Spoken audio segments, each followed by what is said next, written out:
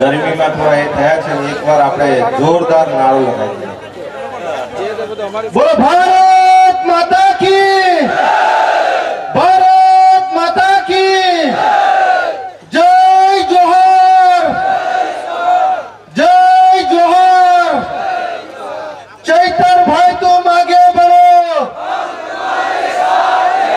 ચૈતરભાઈ તું આગે बढ़ो અહીંયા ગાડી ઉપસ્થિત આપણા સૌના લોક લાડીલા ધારાસભ્ય શ્રી ચૈતરભાઈ વસાવાનું એકવાર આપણે જોરદાર તાળીઓના ગણગણાટથી એમનું સ્વાગત કરી લઈએ મિત્રો.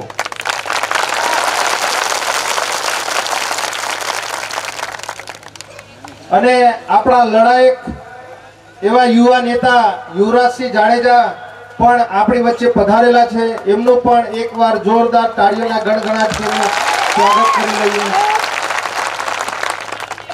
અહીંયા ગાડી આપણા નર્મદા છોટાઉદેપુર જિલ્લાના પ્રમુખ શ્રી એવા રાધિકાબેન રંજનભાઈ તડવી, આપણા નસવાડી તાલુકાના પ્રમુખ શ્રી એવા ઈશ્વરભાઈ, તેમજ તમામ મહાનુભાવો, આજુબાજુ ગામથી પધારેલ સરપંચશ્રીઓ, માજી સરપંચશ્રીઓ, ગામના યુવા સાથી મિત્રો, ભાઈઓ બહેનોનું હું આમ આદમી પાર્ટી પરિવાર તરફથી તમારું દિલથી ખૂબ ખૂબ હાર્દિક સ્વાગત કરું છું.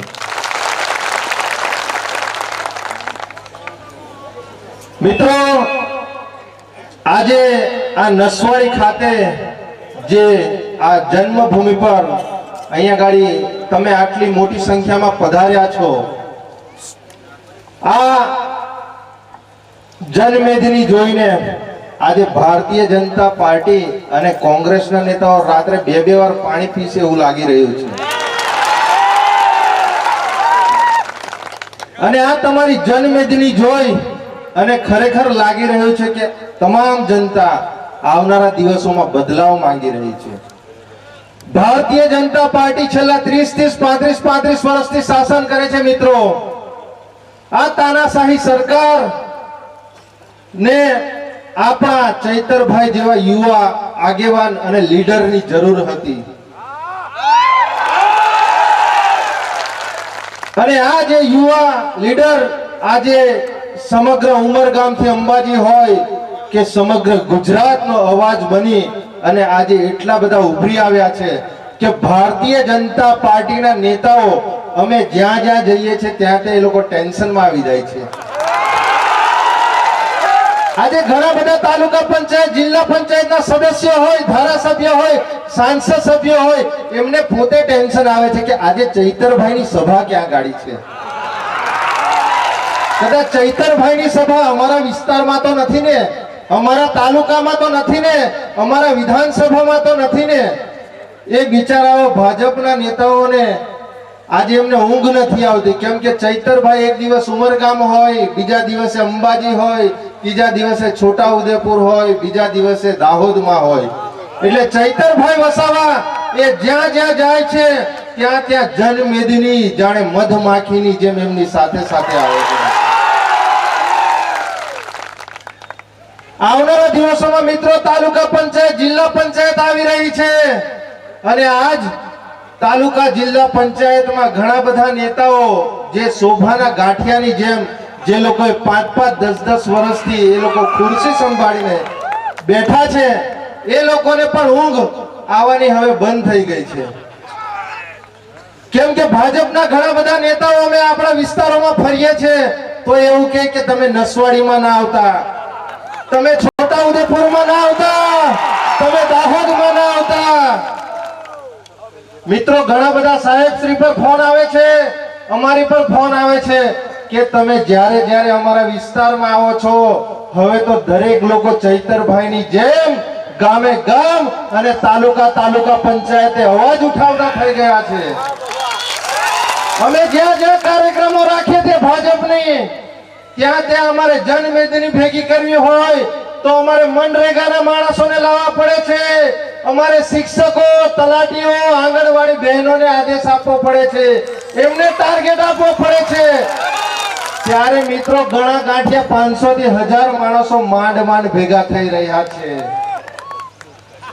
આજે મિત્રો આજે આપણા જ વિસ્તારની વાત કરીએ તો આ સરકારની માનસિકતા એવી છે કે આજે તમે જુઓ આજે આપણા વિસ્તારોમાં જે નાના મોટા ડુંગરો છે આ ડુંગરો પર જે અંદર જે ખાણ અને અંદરથી જે કોલસો અને ઘણા બધા એવા તત્વો અંદરથી નીકળી રહ્યા છે તો આ ભારતીય જનતા પાર્ટીના નેતાઓ જે આ રેતીનું ખૂબ મોટા પ્રમાણમાં ખનન કરી રહ્યા છે હવે એમની નજર આ આપણા ડુંગરો પર પડી છે મિત્રો આવનારા દિવસોમાં જે આ નાના નાના ડુંગરો છે એ ડુંગરો પર પણ આવનારા દિવસોમાં આ ખાણ ખનીજ માફિયાઓ અને ભારતીય જનતા પાર્ટીના નેતાઓની આ નજર પડી રહી છે એ લોકો આવનારા દિવસોમાં અદાણી અંબાણીને આ બધા ડુંગરો આપી રહ્યા છે આવનારા દિવસોમાં આપણા વિસ્તારમાં જ આ નસવાડી તાલુકામાં હાઇડ્રો પ્રોજેક્ટ આવી રહ્યો છે એમાં ઘણા બધા ગામડાઓ વિસ્થાપિતો થઈ રહ્યા છે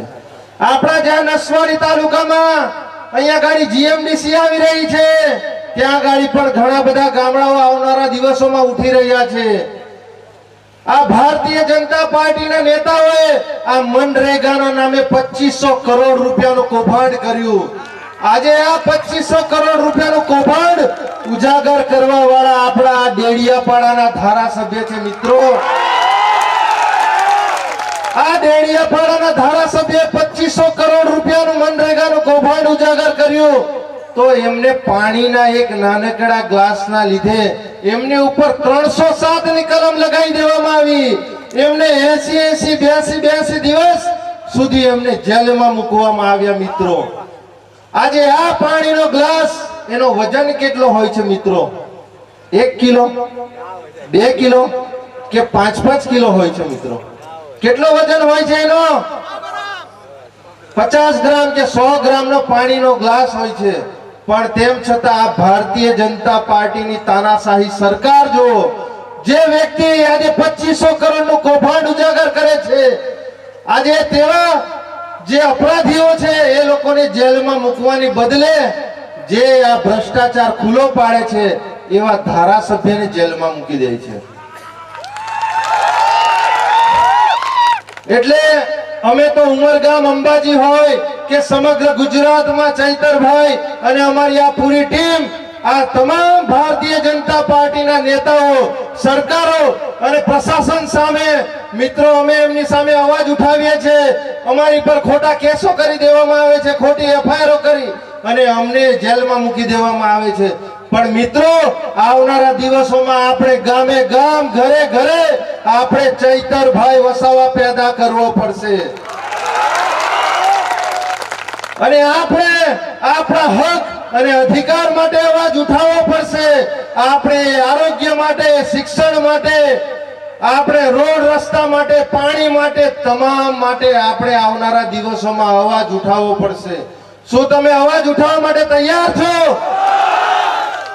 જો મિત્રો તમારે બધાએ જાગવું પડશે અમારી ટીમ બહુ નાની છે પણ આવનારા દિવસોમાં સંઘર્ષ બહુ મોટો છે અમે અને ચૈતરભાઈ અને અમારી પૂરી ટીમ તો સમગ્ર વિસ્તારમાં અમે અવાજ ઉઠાવીએ છીએ પણ તમારે પણ આપણા વિસ્તાર માટે અને આપણા સમાજ માટે આપણે અવાજ ઉઠાવતા થઈ જવું પડશે આજે તમે જુઓ નલ સે જલ યોજના આજે ઘરે ઘરે આ સરકારશ્રીઓએ સમગ્ર ગુજરાતમાં સમગ્ર ટ્રાઇબલ વિસ્તારમાં નળો તો નાખી દીધા છે મિત્રો પણ શું તમારા ઘરે જે આ નળો નાખ્યા છે એમાં પાણી આવે છે ખરું મિત્રો અમારા ઘરે નળો નાખ્યા છે ત્યાં તો પાણી નથી આવતું પણ કદાચ તમારા વિસ્તારોમાં જે નળો નાખ્યા છે એને ચેક કરી લેજો કદાચ પેટ્રોલ ડીઝલ કે પછી પૈસાની એમાંથી ધારા ના નીકળે મિત્રો આજે આપણા વિસ્તારમાં અમે જોઈએ છે ઘણા બધા લોકોને એક્સિડન્ટ થાય કોઈને હાર્ટ એટેક આવે કોઈને ગંભીર બીમારી થાય છે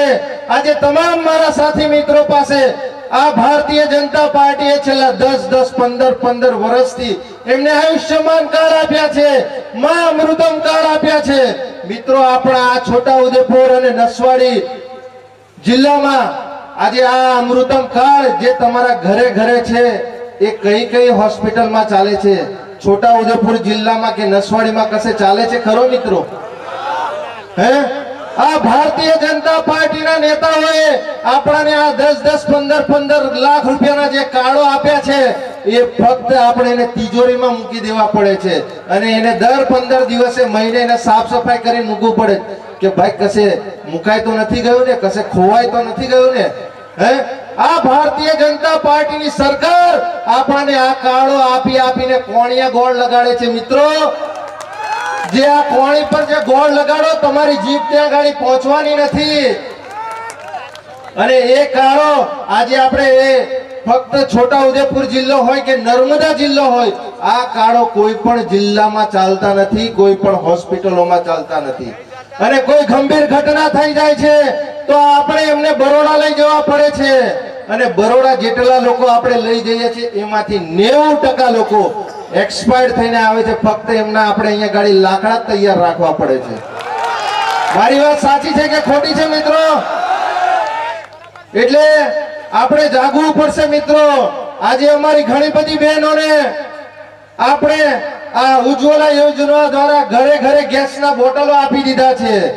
ખરેખર ગેસના બોટલોમાં તમે બધા સારી રીતે જમવાનું તો જમો છો ને? મારી બહેનો જમો છો ને? કે પછી હમણાં બી લાકડા જ ફૂંકો છો? આપણા દેશના વડાપ્રધાન ને આ ભારતીય જનતા પાર્ટીના નેતાઓ તો એવું કહેતા હતા કે ભાઈ અમારી બહેનો ધુમાડો એ લાગે આંખમાં અને શ્વાસમાં જાય તો એમને કેન્સર જેવી ગંભીર બીમારીઓ થઈ જાય. તો અમારી બહેનો ખરેખર તમે વાપરો છો ને ગેસનો બોટલ? હે, આજે તે બિચારો તે ગેસનો બોટલ કયા ખૂણામાં હશે, તે સગડી કયા ખૂણામાં હશે તે પણ નથી ખબર. સાચી વાત ને? બિચારી અમારી બહેનો વાડીએ વાડીએ ને ગામે ગામ ને જંગલોમાં જઈ જઈને લાકડા લઈ આવે છે અને હમણાં પણ તે એ જ પરિસ્થિતિમાં તે ચૂલા ફૂંકતી થઈ ગઈ છે. આ આપણો વિકાસ છે.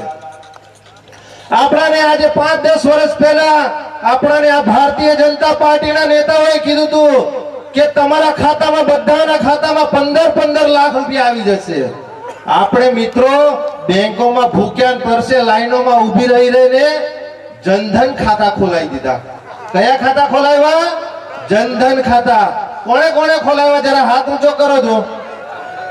બધાએ મોટા ભાગના લોકોએ ખાતા ખોલાવી દીધા. તમારા ખાતામાં 15-15 લાખ રૂપિયા તો આવી ગયા છે ને? જો મિત્રો અમારા ખાતામાં પૈસા આવ્યા નથી, અમે પણ ખાતા ખોલાવ્યા હતા.